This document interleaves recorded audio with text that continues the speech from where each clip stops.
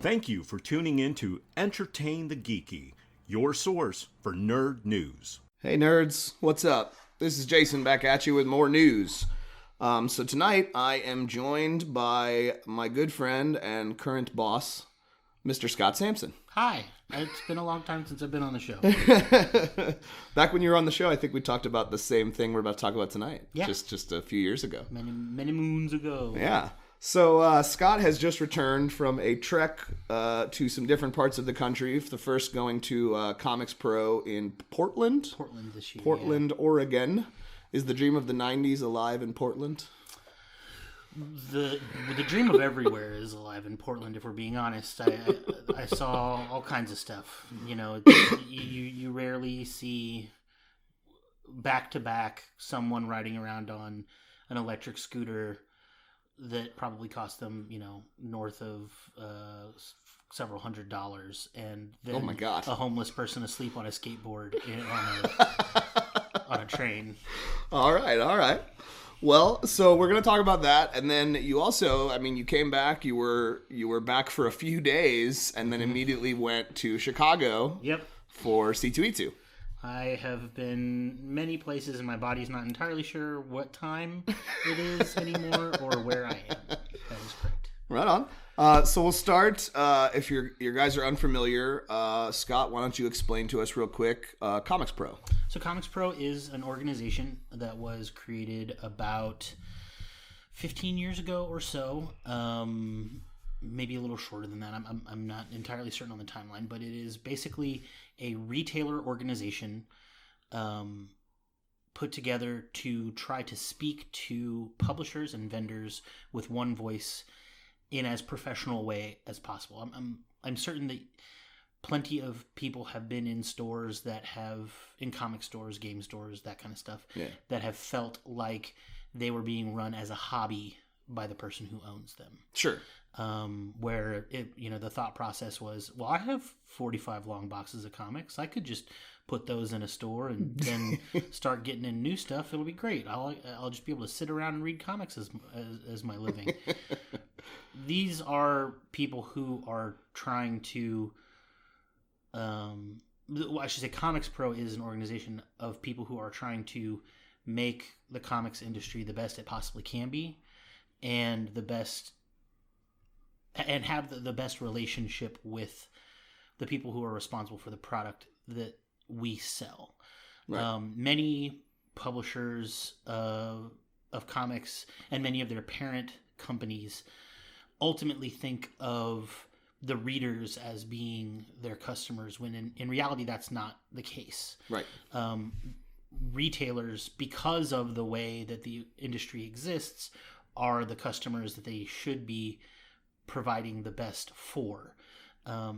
If you've ever been in a Barnes & Noble or any of the large format bookstores all over the country, one of the things that they have that we don't is strip cover returns. That might sound sexier than it is. It's not. What that means is what they don't sell, they just tear the cover off, send the covers back, and destroy the rest of the book, and the publishers give them credit for whatever it is that they didn't sell. Yeah, I always hated that part of our job, tearing covers off of comics. That was terrible. We don't have that as an industry-wide option. And I'll talk a little bit more about that in a little while. But that means that when your local comic book store buys something to put on their shelf, they own that now. Right.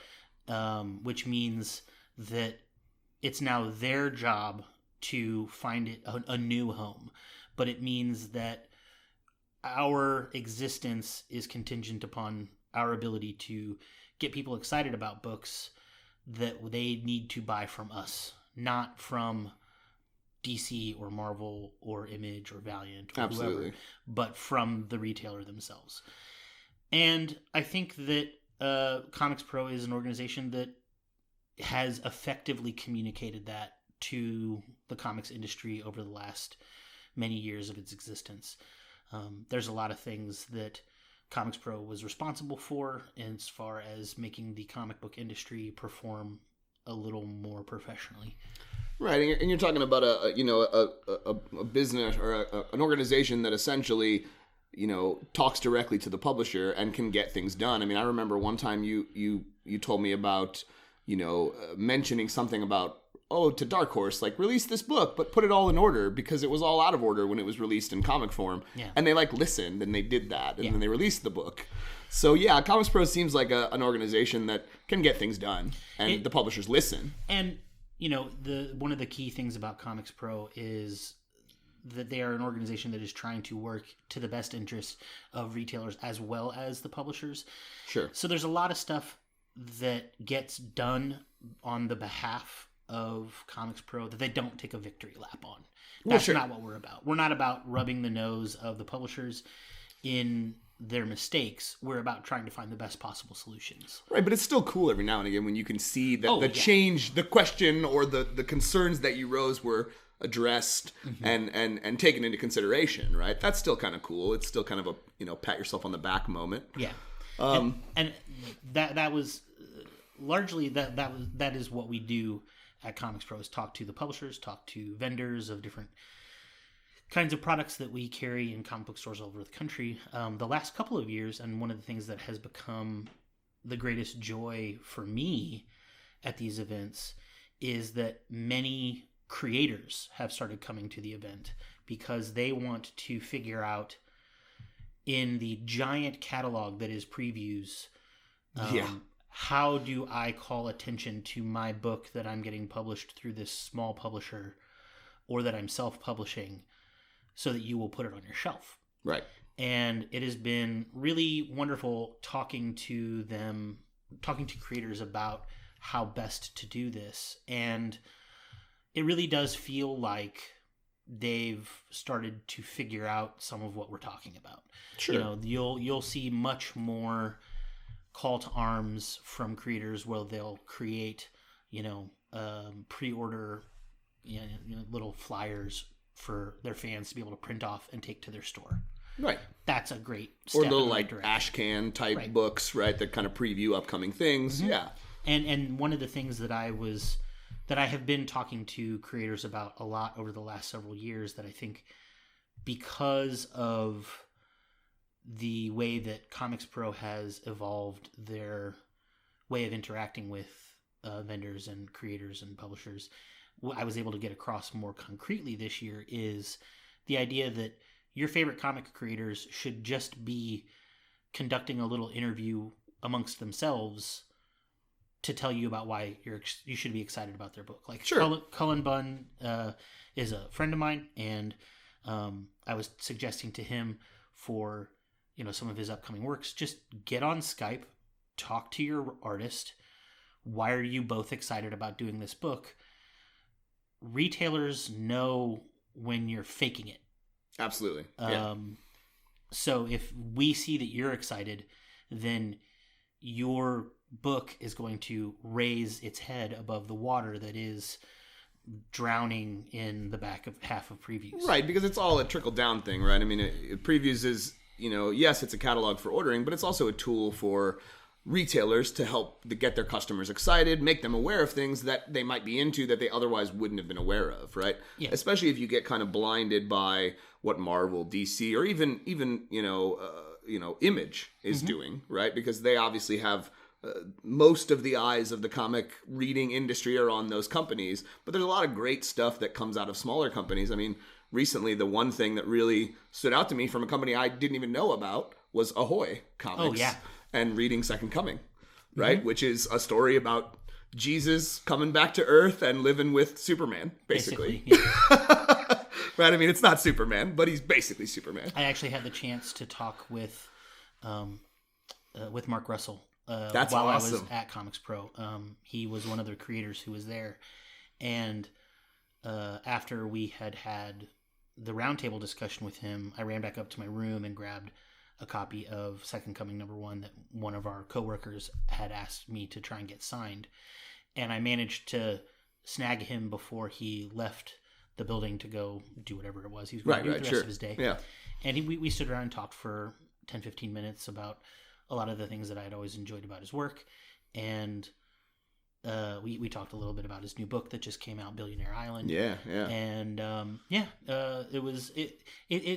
it is a unique opportunity to be able to sit down and have lunch with, or sit down and have a short conversation with creators you like, with people who work for companies that publish books that you like, when you know there's only 150 retailers who are there to talk to them. It's much, much different than the follow-up experience I had of C2E2, where they will see 35,000 people or exactly, yeah, all throughout that weekend.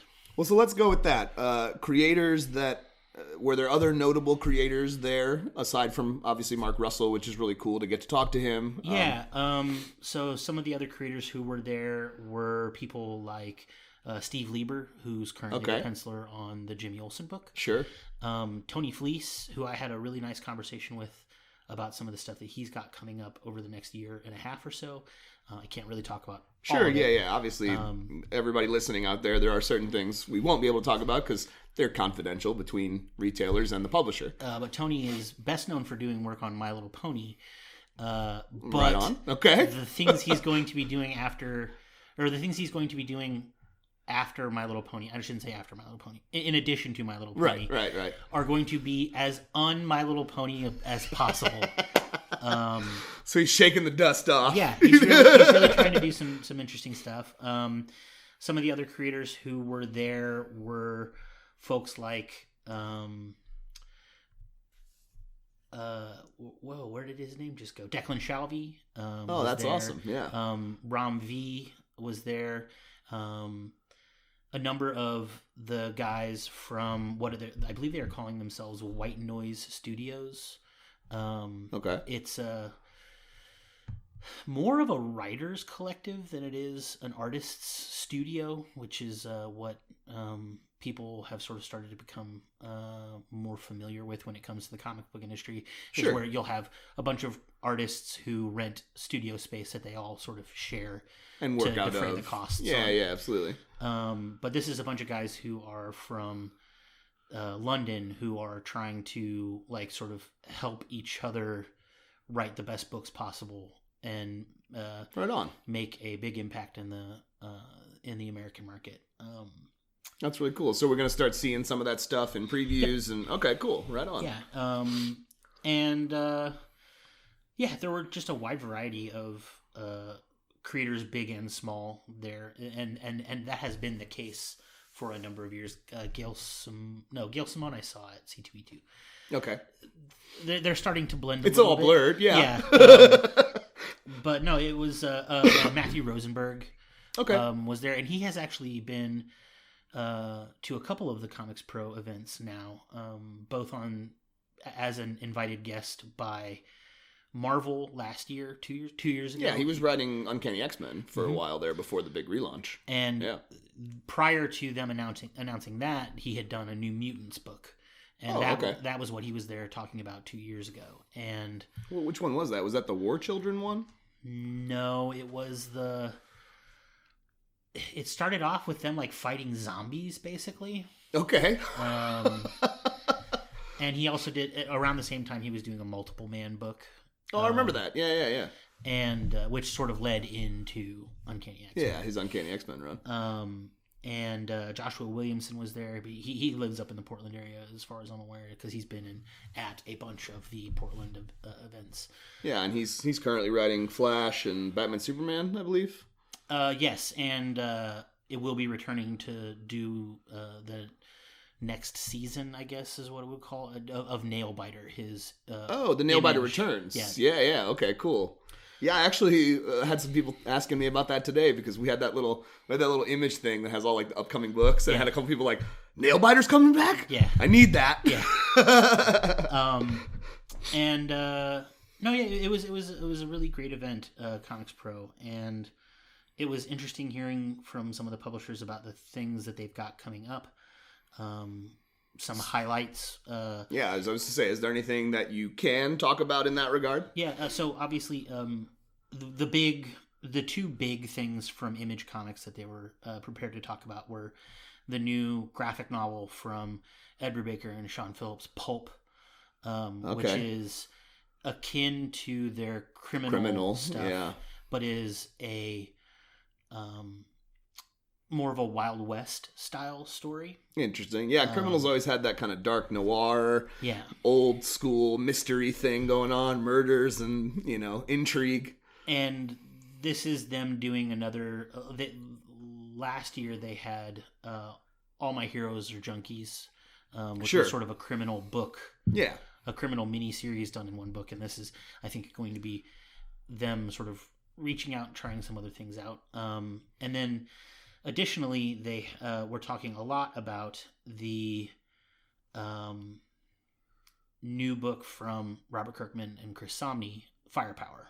Okay. Which a lot of the retailers were a little not frustrated is probably the wrong word. They were just a little uncertain about the way that they had decided to launch the book because week before Free Comic Book Day, a trade paperback of Firepower called Prelude will come out. And that is all of the stuff that happens before issue 1. Okay, so I can see where you're going. Like, why not just release that on Free Comic Book Day? Right. So you're going to have the chance a couple of days before Free Comic Book Day to pick up this $9.99, 100-plus page one-shot, basically. Right. That is the prelude to this new character that the first issue of which is going to be available on Free Comic Book Day. So is as a free comic? As a free comic. That's just a weird structure, right? Why not do it the other way around? It's similar in a way to what they did, again, I think it was 2 years ago, maybe 3 years ago now, with Brian K. Vaughan's Barrier. Okay. Where they launched the new series from a major creator on Free Comic Book Day with a free issue. Sure. Then a month later, when issue 2 comes out, they'll also have a version of number 1 that you can buy that'll have like a cardstock cover and some kind of incentive content to pick it up. Yeah. But the idea is if somebody picks up Firepower number 1 on Free Comic Book Day and they want more, then here's this 100 pages of everything that leads up to the moment you just read. That if you never go back and read that, you can just continue on with issue number 2. Sure. But if you ever want the origin story of the character, there's this book that's out there. Which answered a lot of questions for people who are Chris Samnee fans because he has been completely absent from the comics industry. It's true. For a large part since finishing up work with Mark Waid at Marvel. Yeah. And on now Daredevil, I believe. And now we understand why. Well, I guess Black Widow was the last. Okay, yeah, Black Widow. Yeah, okay. And now we understand why. He's been grinding away on this book that couldn't come out until they had a whole trade paperback worth of material. Sure. It's like you said, it's just such a weird thing, right? Why not release the Prelude on Free Comic Book Day and then the number 1 the following Wednesday after Free Comic Book Day? But whatever. I mean, it's Robert Kirkman. He's, high profile, just finished up Walking Dead. Obviously, before that, finished up Invincible a couple years ago. Yep. So, yeah, I mean, he's obviously someone that fans are looking forward to see what's next from him. Yep. Then from Boom Studios, who had a huge year last year. Yeah, on the back of books crazy. Like Once and Future and Something is Killing the Children, and some other critical hits that weren't necessarily as visible over the last 18 months or so with things like Coda, have launched at least one new book since here in the start of the year with Alienated, which went over really well. And throughout the rest of the year, they're going to be having the follow-up to last year's Faithless, which was written by Brian Azzarello with art by Maria Lovett. Yeah. And then they're going to be launching later this year, they'll be launching the first creator-owned books by Tom Taylor, Al Ewing, and one secret creator that they have not yet revealed. But Tom Taylor and Al Ewing, those are big names. Those are big names. I mean, Al Ewing is having huge success right now with Immortal Hulk. He recently just took over Guardians of the Galaxy, and Tom Taylor knocked it out of the park with Deceased recently. Oh, yeah. And the Unkillables. I mean, I read that Unkillables #1, and I mean, when I got done reading that book, my immediate response was, why is Tom Taylor not writing Red Hood? Right. And that's nothing against Red Hood as a book right now. It's not a terrible book. It's been okay. But Tom Taylor just understands Red Hood. He understands Jason Todd in a way that few other writers, I think, ever have. Oh, yeah. And I want him to write Red Hood. One of the other big things to come out of ComicsPro was that in the book market, over the last several years, one of the things that they've been tracking is the growth of graphic novel sales through traditional booksellers. Sure. To sort of get a gauge on really how many comic readers there are who maybe aren't going to traditional comic book stores. Right. You go to like Barnes & Noble or something and just walk down that aisle. And the biggest growth market has been in juvenile graphic novels. Most specifically things like the Raina Telgemeier books. Okay, so like young adult type stuff. Sometimes even younger than that. Okay. Dave Pilkey, who was perhaps best known as the creator of Captain Underpants. I'm in. has got a series right now called Dogman. Sure. And Dogman has been a huge hit. One of the things that they talked about was that as far as the young reader graphic novel world goes, whenever retailers receive their books, go ahead and put them on the shelf, except for Dave Pilkey's books, because those are like the Harry Potter books right now. Like, wow. The street date will be acknowledged. You will behave yourself when it comes to Dave Pilkey. And there were 14 million graphic novels purchased in 2006, and in 2019 there were 26 million. Wow. Yeah. That's okay. One of the other things that I found really interesting that they presented data about, and maybe you have a firmer insight on this than I have been able to manage to figure out, is that everybody assumed once Kindles and e-readers were available that was the end of the books, of print books. Yeah. In 2013, there were 242 million ebooks purchased. Okay. In 2019, it's down to 144 million. So they've lost almost 100 million. Yeah, and I would say, I don't think I have any insight into that, but I would say maybe it's because it was just a fad, right? I mean, like anything else, some things come and they seem really interesting and everyone's on board, and it just fades away. I mean, Pokemon Go is a perfect example, right? It's a cell phone game. I mean, people still play it. People still play it, but not in the yet. amount that we saw that summer that it launched. Yeah. That summer that it launched, I mean, when you would go up to streets that had lots of Pokestops, I mean, they were crowded. When you would go down to Main Street in St. Charles, that's all it was. Yeah. No one's in the bars. People are out on the streets catching Pokemon. Getting hit by cars. Yeah. To the point where police, I mean, there's a street here in Florissant where I live, up in Old Town Florissant, where police were just closing streets because of so many people. They were just like, whatever, this street's not used anyway very often, so we're just going to close it. And there's streets on either side that can get you where you need to go in the same way. You know what I mean? So, yeah, I mean, it could be just it was a fad. You know, it came and there are probably still people that enjoy it. Yeah. As a formal way to read, but a lot of people at the time, I think myself included, just went, you know, if I'm going to read a book, I want to feel the book. Well, I also think, and maybe you can help me wrap my head around this thought process that I've been having. I think as people started to have more of a focus on reading, they started to find authors that they really liked. Sure. And those authors were smart enough to start doing more and more book tours. Right. Which means that if you've got access to some of your favorite authors, you're not going to have them sign your Kindle. Right. I'm not going to walk up there with my tablet and say, here, sign this for me. And publishers have been making more of an effort of making, like, the hardcover books that you can buy something that is more desirable. Sure. They're not as mass produced anymore. It doesn't feel like.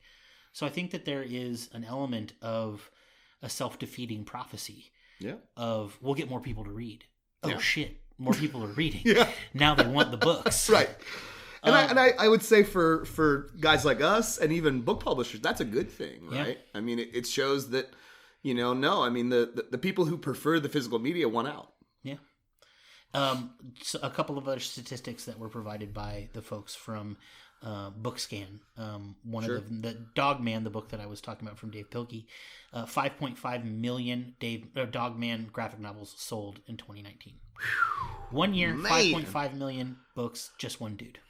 I mean, and I guess really what it comes down to, and it was the same for me when I was a kid, and I would assume you've been a comic fan your whole life, maybe it was the same for you, is comics provided an in for reading that was entertaining, right? Because it's hard to get kids to read. I mean, you want your kids to learn to read, right? We all want to learn read, but it's not as appealing to just look at a page full of words when you're a child, right? Sure. But if you have the pictures, well, now you're more inclined to want to read the bubbles, right? I'm looking at these pictures, and that's cool, but what are they saying? Right.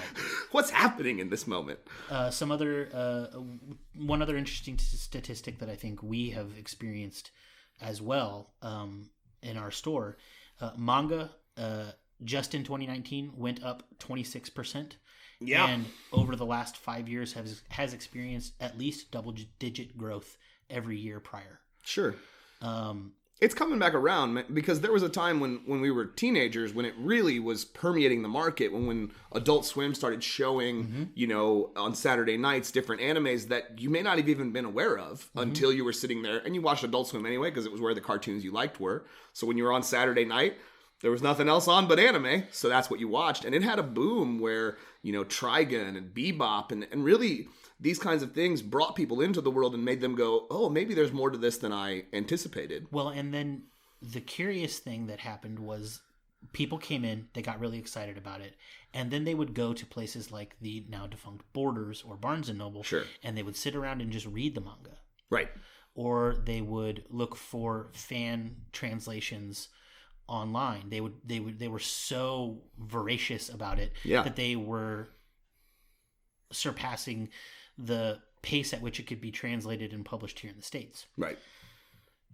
But again, as that sort of exploded and then fell off, the people who are coming back are not only wanting to buy these things and to own these things, but they're even going so far as with stuff like the Berserk hardcovers that have been coming out from Dark Horse. Big leather-bound ones. They're People really nice. People are like, I want those. Yeah. I need that for my shelf.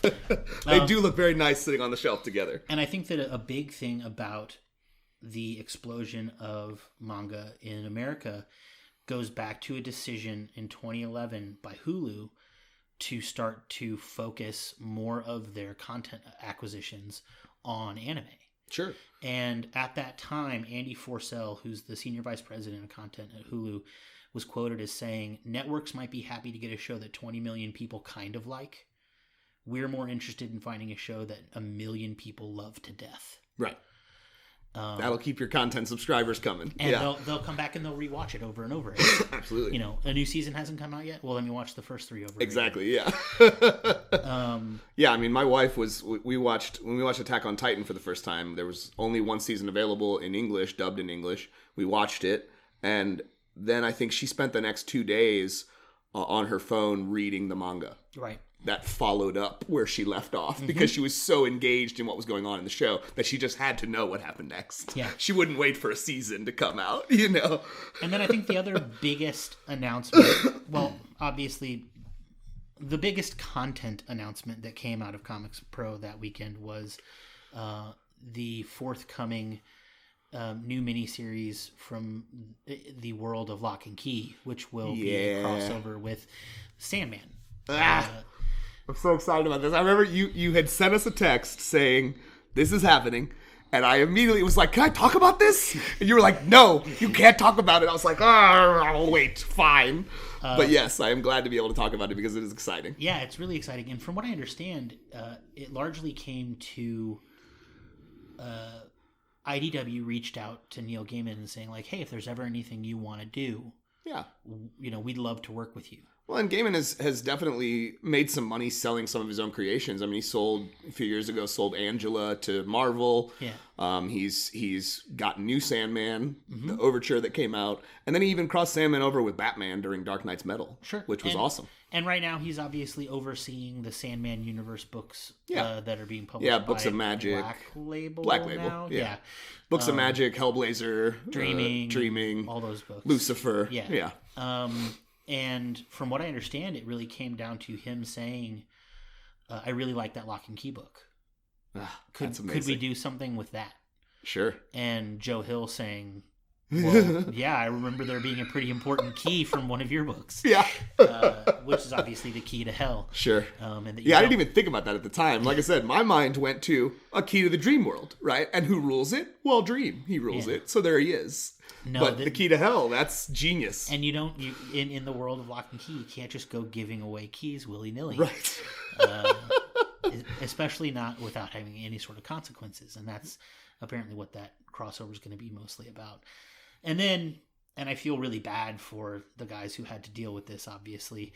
The weekend of ComicsPro, about 10 minutes before the retailer roundtables started, which is 3 retailers sit down across from a publisher or a vendor or the creators who are there having their roundtables. So you've got this basically one-on-one time with these publishers. And about 10 minutes before the first round started, it was announced that Dan DiDio had been fired by DC Comics. Oh my God, I know. And I felt really bad for the 2 guys organizers who were now responsible for fielding the questions that they obviously had no capability of answering. Right. They're not allowed to talk about any sort of personnel decisions that happen with regard to the company, but it must have just derailed all of their talking points. Yeah, I mean, and you would think because of the fact that DiDio was supposed to be at the event that they would have just waited until after the event to terminate his. He wasn't actually supposed to be at ComicsPro. Oh, okay. See, I was assuming he was supposed to be there. No, he had been there many years in a row, but after. So, how do you guys feel about talking shit on some of your competitors, basically? I got no problem with that. Okay, so Rich Johnson at Bleeding Cool. Oh, I don't like Rich Johnson anyway, so you can talk all the shit on him you want. Has a track record of trying to buddy up to retailers who are going to ComicsPro. To get inside information. Yeah. And largely what he will do is he will offer to do an article about your store or to promote an event you have coming up in your store or that kind of thing. Well, there's no doubt Bleeding Cool has a presence on the internet when it comes to the nerd community. In exchange for you being a little bird inside of ComicsPro and willing to tell him everything that's happening. And again, it's a measure of most of the people who are there, if not, I should say, most of the people who are there are professional and would never do that. Sure. Unfortunately, there are some people who, and from what I understand most of the time, it's people who are new to the organization who don't understand how important it is for us to keep that relationship between retailers and the publishers and the vendors professional. Sacrosanct. Yeah, absolutely. Yeah. Are willing to, sort of go in on this promise with the offer of, giving them some visibility. Right. Well, then figure, if you're a new store, getting your name out there on Bleeding Cool, that's a huge get right there, So last year, during the discussion with DC, where they were talking about a lot of their publishing decisions from 2018 and the some of the things that had happened surrounding the Black Label books and the delays and obviously the Battle Wang that appeared in Batman Damned #1. That's a good term, Battle Wang. In the middle of this discussion, one of the guys from DC just tells Dan, "Hey, stop talking. Everything you're saying is on the internet right now." Oh my God. And it harmed the relationship between. So somebody sitting at that table was texting Rich Johnston. Yeah. God, it's horrible. And Yeah, it sucked, and that's one of the reasons I believe why they didn't have as big a presence in the event as they have had in the past. That's a because shame. they felt like they couldn't really afford to do so. It's one of the reasons why, and you know, I have. I think the last time I was on the show, I talked about how Gabriel has tried to make me look stupid on a couple. Sure. Couple of Yeah, I occasions. remember that. Yeah.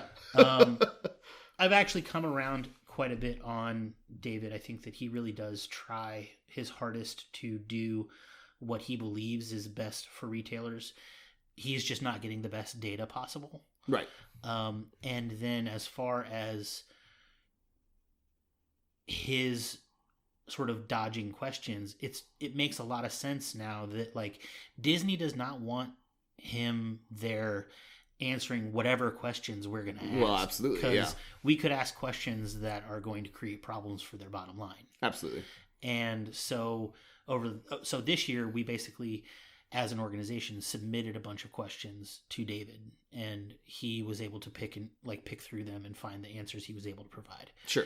And there have been a lot of changes that have been happening that have been positive for retailers as far as the decision-making process from Marvel. They've been doing less and less of the, you can get this cover and you can order as many as you want of them as long as you make a really dumb decision and order way more of this book than you need. Exactly. And that was something I remember always was bothersome, right? Like, how are you equating this book to a book that has nothing in common with it? And and even though there's less of that, there is still weird stuff that happens. Specifically things like something you were just complaining about in the store, which is X-Men Fantastic Four #1 has this great Mark Brooks cover. Yeah. And it's part of a diptych of two pieces of art that right. are supposed a to connecting fit right next cover together. Yep. And the first issue has the cover that is just a regular cover that we could order as many as we want. Cover B. And issue 2, if you want that cover that goes right next to it, it's a 1 in 25 variant. Yeah. Oh my god, it was so bothersome. I mean, I bought it because I'm a sucker for connecting covers. I love to see a whole picture in 2 covers. But yeah, it is kind of bothersome, especially if you're just a normal customer who picked it up, right? Yeah. And I think that the rest of obviously there was a lot of other stuff that we talked about as retailers during the event, but one of the main focuses of this year's event was optimism, positivity, and trying to make sure that we are taking care of ourselves. Sure. Over the last couple of years, there have been a number of prominent retailers who've passed away. Yeah. And stores that have closed. Mm-hmm. Yeah. And people who are putting way too much of their time and energy into something that they could just as easily be delegating to employees. Absolutely. And burning themselves at both ends of the candle. Yep. And it's so there was a lot of like, hey, be healthy, be aware of how hard you're working, and do the best thing for yourself and for your store and for your customers, which is have a store that's going to be here for 5 more years, for 10 more years, for 20 more years. Longevity is the key. Yeah. And that was pretty much all of Comics Pro, and then I turned right around and went to I mean, it was you were C2E2. 3 days. 3 days. Come back from Portland, 3 days. Go to Chicago. Get out of here. So yeah, C2E2. We'll quickly touch on some of the highlights of C2E2, but obviously I've talked to you previously about how there were some creators that you're not going to get to see because you don't want to stand for 2 hours waiting to get a signature. Yeah. One of the things that I found, not to get too deep into the woods of current events, but it kind of feels like C2E2 is going to be the last big comic event for a little while to come because of this coronavirus scare. Sure. San Diego, they've not really given us definitive answers. I mean, I know the Electronic Entertainment Expo, which is in a couple of months, the big video game convention, is going forward without worry. They're not going to stop doing this just because of this. But San Diego is a different story, right? People come in from all over the country to go to San Diego. Well, and coming up in the next couple of weeks is Emerald City Comic Con. Sure. And one of the states that has had the most cases of coronavirus pop up right now is Washington State. Right. And so there are a number of publishers who've started backing out of ECC and or ECCC. Yeah. E and 3Cs. And that has started to create the possibility that they may just cancel the event, Sure. which would be a huge loss to the industry. But I mean, we got to keep people right. I would rather people be safe than get sick, especially with something like. Like I said, San Diego, people come in obviously from all over the country, but I would wager a guess that people come in from around the world to go to San Diego Comic-Con. I mean, it's one of the biggest conventions in the United States. And the hope is obviously that we'll start to see some progress towards getting this all under control before the summer hits. But it's certainly not going to be as a result of the weather turning warm. It's going to be the result That's a whole other conversation. Of a lot of very hardworking scientists and doctors who are going to figure out the best thing that we can do. Unfortunately, you have like weird stuff happening. Like, I don't know if you saw, I believe it was today, a health official, maybe from the CDC, who was talking about the first thing you need to do is stop touching your face, and then immediately licked her finger to turn the page. That's fantastic. But so, yeah, we'll touch on C2E2 a little bit, because like you said, I mean, this might be the last big convention of the year when it comes to the comic industry. So one of the things that I think was really impressive about C2E2 this year, aside from the fact that they sold out of their their 3-day tickets faster than they did last year, which That's is awesome. Obviously great. Yeah. And this is going to be something that I'm more of an invested mark for than you are. But Sure. There was a big presence from the new professional wrestling organization, AEW. And right on. Beyond just AEW, TNT sponsored free bags for all of the attendees. Weird. They sponsored to have the all of the key cards for the Hyatt have AEW branding on them. They bought a booth on the C2E2 floor to have all of the signing events from the AEW stars occur on the show floor, as opposed to in the celebrity signing area. Right. Well, they're putting all their eggs in this basket, huh? There was a very strong connection between wrestling nerds and comic nerds at this event. It was really wonderful. Well, yeah, I mean, and that's not something that's new. I mean, we've seen comic stories written by CM Punk. Oh yeah, absolutely. You know what I mean? It is interesting to see more crossover happening. We've also seen. I know there. You were a big fan of the book. I didn't get a chance to read it. I probably might check it out when it hits trade form. But Over the Ropes, yes, which is a comic book about wrestlers, superheroes. Yeah, if I'm remembering, no, they're just about wrestlers. I thought you said they had superpowers. Or no, something. Okay. It's actually one of my favorite new comics of the year. It's just a book about a guy who is trying to be the best possible wrestler that he knows he can be, who's being held down by the fact that in professional wrestling, they want the established stars to be continued to be stars. And this guy can go faster and he can, pull off cooler moves that these older guys can't do. Okay. Seems like the young Turk guy. Yeah, and he's given an opportunity and wins the title. And does so in such a way that it puts him on the wrong side of his employer. And so they're going to try and make sure that he loses that title, even if it means they got to break his leg in the middle of the ring. Oh man. And so he's having to fight for his life. It's a really good, weird little book. I think what I'm confusing it with is a conversation I had with you where you were just saying there's so much parallel between the dramatic kind of showmanship of the wrestling world and the superhero world. Right? There's very little that feels more like real life superheroes than a guy like taking a beating and then standing back up in the face of evil. Right. But additionally, there was the second year presence of the folks from Critical Role at C2E2. Okay, so Matt Mercer and his crew. The whole crew showed up. Wow. All right. They had a panel. They had signings, all of which sold out. Sure. Well, Matt Mercer just got a bunch of money. I mean, he sold his setting to Wizards of the Coast. That's pretty much the apex of what I think he was trying to achieve there. Yeah, he worked on. He's got that new book coming out. Yeah, The Explorer's Guide to Wildmount. Wildmount. Yeah. It's the first new campaign setting since Eberron. Yeah, I mean, it's been 20 years. Yeah. We were talking about, me and Broder were just talking about this last night. It's been 20 years since they've added a new setting to the D&D world. So that's exciting. Yeah. And then, there was a lot of fun creators around at C2E2 as well, obviously. The folks I spent the most of my time talking with, Cullen Bunn, Jeremy Hahn. Sure.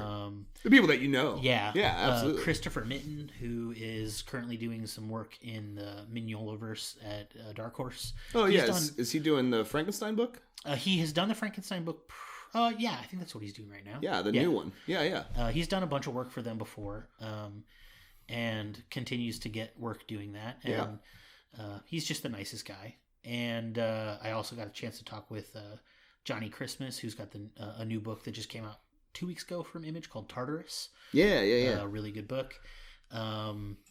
It was a weird kind of con because Friday and Sunday, when it's usually the most, the creators are the most accessible, they felt more accessible. And I think part of that, unfortunately, had to do with the health scare that people had. Well, sure. Yeah. They may have bought tickets, but then they second guessed themselves before coming to the event. Sunday, which is usually the most jam-packed Saturday's the most jam-packed. Sunday is usually a very busy day because it's family day and people bring their kids. Yeah, absolutely. There were less people bringing their kids. Sure. Again, because you don't want your kids to get sick. Well, yeah, the virus is definitely been targeting the elderly and the very young. But that meant that, we had a lot more ready access to a number of these creators, and it was. But you didn't get to meet Jonathan Hickman. I didn't get to meet Jonathan Hickman. No. I did see Chris Claremont petting someone's dog. Chris Claremont was there? Oh, yeah. Chris Claremont's been there every year for the last couple of years. That's such a weird inclusion. Here's the best thing about Chris Claremont is that, from what I understand, they have to have all of the people who want to get Chris Claremont books signed and observed by CGC. Sure. If that's all you want, the CGC takes them. Yeah, absolutely. And then they have a separate signing with Chris where he just sits and signs books for like an hour or two. So it's not like me walking up there with my book. Right. Hello, Chris Claremont. My name is Jason. Because if you walk up and say, hello, Chris Claremont, my name is Jason, he's going to spend 20 minutes talking to you. And no one's going to be like, Chris, it's time to move along. It's going to be like, because he's Chris Claremont. Well, he's a name, yeah. And truth be told, I mean, he is responsible for some of the biggest milestones in the Marvel world. Specifically the X-Men world. Yeah. That we still remember and talk about to this day. One of the other creators who very rarely makes U.S. appearances was Claudio Castellini, who most recently did the Man and Superman miniseries from DC. Yeah, all right. Apparently he doesn't work in the comics industry much anymore because of his strong commitment to his religion and not wanting to draw violence. Oh, wow. And in Man and Superman, all Superman was really doing was saving people. Sure. So that left the door open for him to be able to do that, but he doesn't really work much in the industry as a result of feeling that's a shame. Very conflicted over drawing, the death of, hundreds of people or whatever. Right. Well, and I talked to you, when you got back about some of the things, and I was curious, and I know that you said you didn't, but the Marvel panel I would like to touch on really quickly. Oh, yeah. Because I know you didn't get to go to it, but the big thing that I am excited about personally is X of Swords, or 10 of Swords, I guess is what we're doing. Sure.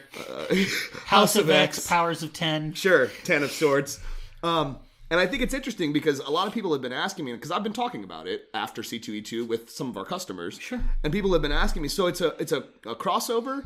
And I keep saying, because what I got from that panel and what they were talking about was it's not really a crossover in the classic sense. It's kind of a reunification, right? He's Jonathan Hickman relaunched X-Men with House and Powers, And then he kind of has let the creators that are working on the specific titles play. Yeah. Right? Do what you want to do, but keep it all centered around Krakoa and the Mutant Nation and all of that. So they've kind of got to explore the characters in ways we really haven't seen them explored in a while. Mm-hmm. But that House or X of Swords is meant to kind of reunify and find a singular vision again going forward. Mm-hmm.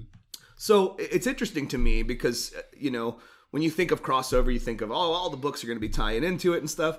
But all the books that have been going on, even though they kind of have their own stories, they all still feel grounded within the same world. Mm-hmm. And I think that's what's been such a refreshing thing about what the X-Men are now. Yeah. Is I can enjoy Excalibur and I can enjoy New Mutants and I can enjoy them for entirely different reasons. Sure. But still feel like they're all part of the same world. Absolutely. And it's been beautiful, and I'm very excited about where we're going with that. And the promo image that Mark Brooks did with some of the main characters holding swords, I have no idea what that means. What are those swords? Why are they important? Why does Wolverine need a sword? Why not? One of the other big announcements, obviously, that happened, not necessarily directly connected to C2E2, but in the aftermath of C2E2, it's become a little more visible, is Sean Murphy's new... Oh, the Murphyverse. Murphyverse. Yes! Yeah. So yeah, if you haven't been keeping up, Batman White Knight and its sequel, which is still ongoing, Curse of the White Knight, Curse of the White Knight, have kind of created a pocket universe of different continuity Batman stories where he's not chained to what's already been established and he kind of gets to do it the way he wants to. Mm-hmm. So the first one was framed as the Joker is sane and he's Jack again, and he's running for mayor of Gotham City, and he's going to take a stand against vigilantism in his city. And it was a very interesting story. It had Harley Quinn, obviously, and the Bat characters kind of melding with the GCPD to become this new police force of Bat characters, but Batman was against that. And then we go into Curse of the White Knight, which is kind of an Azrael story so far, and kind of goes into the history of the Waynes and the original deed to Gotham, the ownership of the city and all of that, and that the Waynes kind of stole this from the Valleys, who were the original owners of Gotham City from a real estate type standpoint. Sure. And he's made references to things that are just great. Like the first time you see the Batcave in the original White Knight series, I mean, there are all the Batmobiles. Every Batmobile you've ever seen in any cartoon or live action film or animated film is there. And then even in the new, Curse of the White Knight, the recent issue, we had an awesome splash page where he's literally driving the 80s Batmobile. Because why not? So yeah, they're going to let him kind of go forward with this. I mean, it's been a couple of miniseries that are under the Black Label. In fact, I think White Knight was the first Black Label book, wasn't it? The first official Black Label book. Yeah. So yeah, they're kind of going to just let him keep going and let other creators come in and kind of work within that universe too. And Murphy's obviously a great artist. I've always been a big fan of him, but what I found out through these two series is he's also a damn good writer. Yeah. And I never would have expected that. I never knew. So yeah, it was an interesting convention. Yeah, and obviously you got to experience it in a first-hand way. I had to sit on the internet and see all of the things that were happening. Yeah, watch it all unfold. But no, I would really, and one of the things that I would suggest is that if you've never been to one of the big conventions, try and find a way to get to one that you can really make sure that you're going to treat it as just something to enjoy, not as this is my job this weekend. I've got to make sure that I get to all these panels. Right. I've got my whole weekend scheduled out. Unless that's your jam, and if that's your jam, do it. Right. But I've really come around to the whole idea of if you go to a convention, try and make it an event that comes to you. Absolutely. So wander around, talk to people. Yeah. It's worth your while just to ask, your favorite creator, like, where'd you go to dinner last night? Sure. They're just people. They're just people, and they're far more likely to talk to you about how great their meal was the night before than they are if you're going to ask them, like, so what's going to happen in the next book that's coming out? Right. Because they can't do that. Did you just do a stereotype nerd voice right there? I have no idea what you're talking about. Well, right on. So we're gonna wrap things up here, but I want to say a special thank you to Scott for coming on and always being so knowledgeable and wanting to talk about all of these things. So thank you for coming on. Absolutely happy to be on. Letting our listeners know about all these cool things that are coming up, and we'll have you back on, and when you can be less tight-lipped about some of the things that you got to see and experience. Absolutely. Always happy to share the knowledge that I'm allowed to share. Yes. Well, and the whole thing with the lock and key Sandman thing. Obviously, I work for Scott, right? We are retailers. He shared this information with me. He didn't breach any contract or any kind of ComicsPro ethics by sharing it with us, his employees. But the very real thing was, I guess I kind of thought like Rich Johnston for a minute. It was like, I got an inside source though. Like, and I got a scoop. I could report on something that no one else is reporting on. That never happens. You could be the scoopsman. I'll keep your name out of it. No worries. But yeah, so it's interesting to just be able to look at the comics industry from a different perspective, and I think you're very good at providing that different perspective. I do try. Yeah, I do try. So I wanna talk about a couple of things before we get out of here. We Entertain the Geeky is launching our Kickstarter on May 5th. We're doing it after Star Wars Day, because we were going to do it on May 4th, and then somebody sitting at the table went, no, wait, May 4th, that's Star Wars Day. We can't do that. So we're going to be launching our Kickstarter for Conniving Cooks on May the 5th. We are in the process of trying to secure a spot at the Kickstarter table at the upcoming gaming convention here in Missouri. Wow, why am I spacing the name all of a sudden? Geekway to the West. Thank you. No problem. I'm spaced the name for a sec. Geekway to the West, they're currently not taking sign-ups, but as soon as they do, we're going to see what we can do about getting there so that we can get the game into your hands so you can try it out. We're even, if we get to go to Geekway, we're talking about maybe doing some kind of Geekway exclusive through the Kickstarter if you donate right there at the convention. So that'll be cool. Do me a favor, head over to the website. If you're digging what we're putting down, we got all kinds of stuff there. New trailers for games. We talked about the Final Fantasy VII Remake demo that just launched, which blew all our minds. And April 10th cannot get here fast enough. If you link to the podcast page, you can check out the Board Game Bros. Matt and Jeff, they're the ones that designed Conniving Cooks. They have a podcast. They are board gamers. They are brothers. They talk about board games.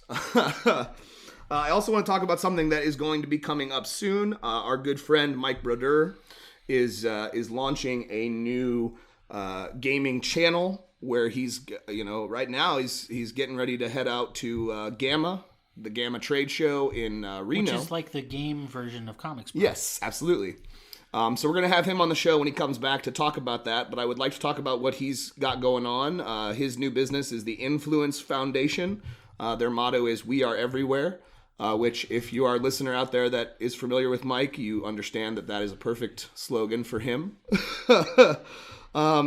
He's a gaming journalist. He's been in the retail industry for a long time through different places, and he is a big advocate of the gaming industry. You can check out a little preview of what's to come for him at his website, goinfo.org. So we're going to wrap this up here. Thanks, you guys, for sitting out and listening to us ramble about all the nerdy things that we love. Thanks again to Scott. Yeah. And everyone out there, do me a favor.